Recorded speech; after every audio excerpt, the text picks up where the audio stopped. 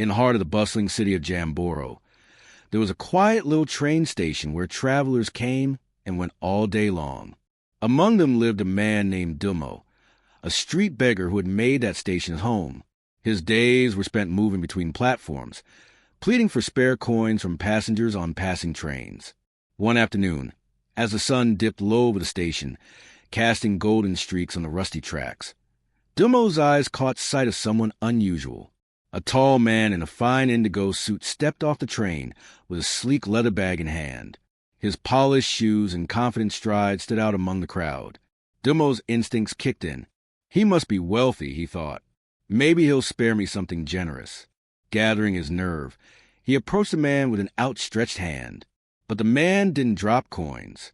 Instead, he looked at Dummo with curiosity and asked, "Tell me something. Have you ever given anything to anyone?" Taken aback, Dummo replied honestly, "Sir, I'm just a poor man. I survive by asking. I have nothing to give." The man shook his head gently. "That's where you're wrong. In this world, everything works on give and take. I'm a trader. I never receive unless I offer something first. If you've got nothing to give, don't expect anything in return." With that, he turned and stepped back onto his train, disappearing into the crowd. Dummo stood frozen, the man's words echoing in his ears. He sat down near his usual corner, silent and thoughtful. Was that true? Was I getting so little because I never offered anything back? But what can a beggar like me possibly give? The man's words kept ringing in Dummo's head long after the train had left. For the next 2 days, he could barely focus on begging. His mind kept circling the same question. What could I, a penniless beggar, possibly offer to anyone? On the third morning, while sitting on a worn stone bench near the station garden, he noticed something he'd ignored before: clusters of bright wildflowers blooming beside the tracks.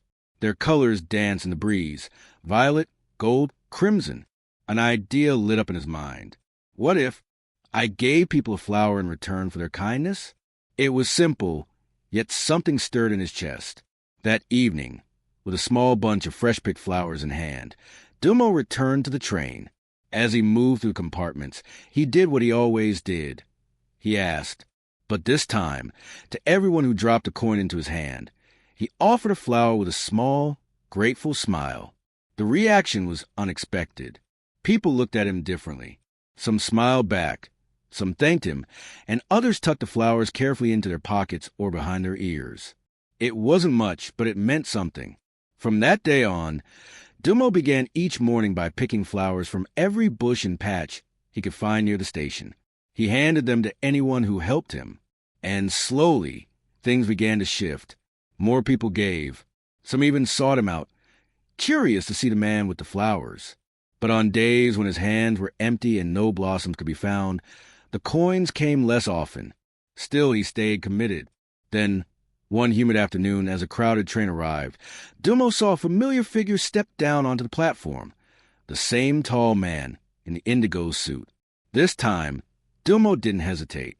Dummo walked straight up to the tall man, his hand no longer trembling with uncertainty. He held out a small bunch of wildflowers, fresh and fragrant. "Today," Dummo said with quiet pride, "I have something to offer. If you would be kind enough to give, I would like to give you these in return." The man looked at him, surprised, but then a warm smile spread across his face. Without hesitation, he reached into his pocket and gave Dummo a generous note. Dummo handed him the flowers with care. "You've changed," the man said, accepting the bouquet. "You've become a trader, just like me." The words echoed inside Dummo like a drumbeat. A trader, not a beggar. As the train pulled away and the man disappeared again into the distance, Dummo stood silently on the platform, holding the money in one hand and a sense of purpose in the other.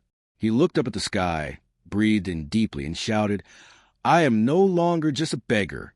I am a trader. I can build something. I can grow." A few bystanders glanced his way and shook their heads, some smiling, others thinking he'd lost his mind. But Dummo knew better. That single moment had changed something deep within him. He was no longer just surviving, he was evolving. And so, the days turned to weeks and the weeks to months. Half a year passed. At the newly renovated Kineo Central Station, two well-dressed men stepped off an express train. One of them paused, staring at the other with a spark of recognition. "Excuse me," he said, extending his hand. "I believe we've met before." The second man tilted his head. Puzzled, "I'm not sure we have." The first man smiled. "Not once, but twice. Do you remember a beggar you once challenged on this very platform? And later, the one who gave you flowers in return for alms?" The second man's eyes widened in realization. "Wait, that was you?" Dummo nodded, his clean jacket crisp, his shoes polished. "That was me. I'm not just giving flowers anymore. I own a flower stall here, and two others in nearby towns. I'm headed to Lumbala to discuss opening a third." The businessman chuckled in disbelief. "Incredible. You've really done it." "You showed me a truth that changed my path," Dummo replied. "You said the world is built on give and take. That stuck with me. I stopped seeing myself as a beggar. I was never just asking for money. I was offering beauty, something that made people smile. I realized that when I give with meaning, what I receive has value." He looked around the station that had once been his home, then back at the man who had started it all. "Thank you for that lesson. It didn't just change my pockets, it changed my life." They shook hands, and both men boarded different trains, carrying with them a quiet respect. This story isn't just about Dummo. It's about all of us. The moment you start giving, life begins to give back. It's not just a business rule. It's a life principle. True change starts not in your circumstances, but in how you see yourself. Stop thinking like a beggar. Start believing in the power of your mindset. The law of the universe is simple. No one is worthless. Everyone has something unique. In a quiet hamlet nestled in the hills of Nambesa, there lived a young boy named Keto. He was known for his tireless efforts and strong will, yet despite all his hard work, success always seemed just out of reach. Keto often sat by himself, lost in thought, wondering why things never worked out the way he hoped. One day, he made up his mind to seek answers. In the village, there was an old sage named Baraka, believed by many to have deep wisdom and solutions to life's hardest questions. Determined, Keto decided to visit him the next morning. At dawn, Keto made his way to the sage's sanctuary on the edge of the village. When Keto arrived, he found Sage Baraka sitting in deep meditation, surrounded by the gentle sounds of nature. Birds chirped softly in the trees, and a calm breeze moved through the air. Keto sat down quietly, careful not to disturb the peace. He waited patiently. When the sage finally opened his eyes, Keto stood, bowed with respect, and shared the burden on his heart. He said, "Master Baraka, I give everything I have to my work, day in and day out, but still, success escapes me. Please help me understand what I'm doing wrong." The old man gave a warm, knowing smile. "Ah," he said, "so you seek the path to success? Very well, but first, I must see if you are ready to learn it." Keto nodded eagerly. Baraka reached behind him and pulled out a small wooden spoon. He dipped into a bowl filled with oil and carefully handed it to Keto. "Take this spoon," he said gently, "and walk around the entire sanctuary. But listen carefully. Do not let even a single drop of oil spill. Once you return, I will share the secret you seek." Keto gripped the spoon with steady hands and set off. Every step he took was cautious and slow.